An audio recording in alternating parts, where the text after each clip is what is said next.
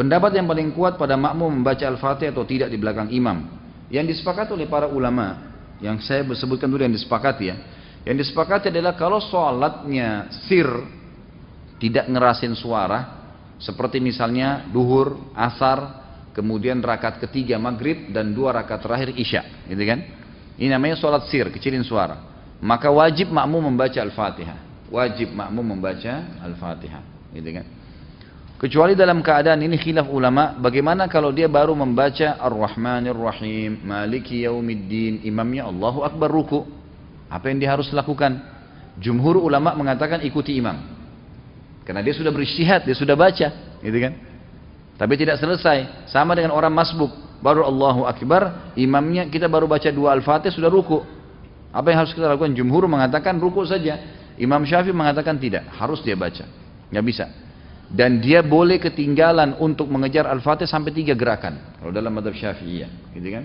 3 gerakan artinya ruku, sami'allahu hamidah, sampai sujud pertama. Nah itu dia boleh tetap menyelesaikan Al-Fatihahnya lalu dia mengejar imam. Karena pentingnya masalah Al-Fatihah ini.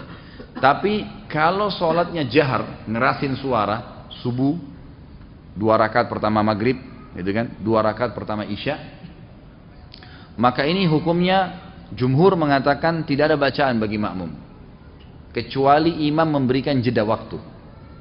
Beranjak daripada hadis yang sahih bahwasanya Nabi SAW pernah mengatakan waladhdallin amin, lalu tiba-tiba sahabat di belakang berlumba-lumba baca Al-Fatihah.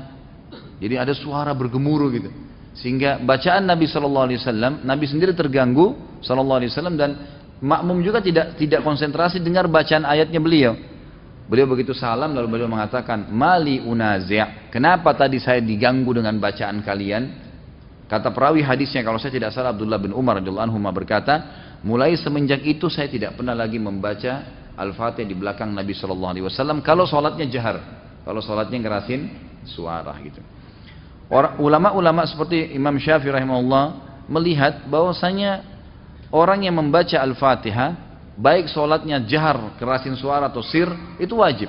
Beranjak daripada hadis Nabi SAW yang berbunyi, tidak ada sholat bagi orang yang tidak membaca Al-Fatihah. Maka beliau tidak membedakan antara sholat berjamaah atau sholat sendiri. Ya, kalau sholat sendiri mutlak harus baca ya, tidak boleh sama sekali tinggalkan Al-Fatihah. Batal sholatnya kalau tinggalkan Al-Fatihah. Kalau sholat berjamaah, sebagaimana saya sebutkan tadi, khilaf diantara ulama itu. Imam Syafi'i semuanya, mau sholatnya jahar atau sir, semuanya harus membaca Al-Fatihah. Allahu alam, kalau kita simpulkan, kalau saya simpulkan dari pendapat-pendapat ulama ini, saya melihat kalau seandainya imamnya membaca Al-Fatihah dengan suara keras, jelas, ya, kita dengar ya, kita dengar. Seperti sekarang ada mic.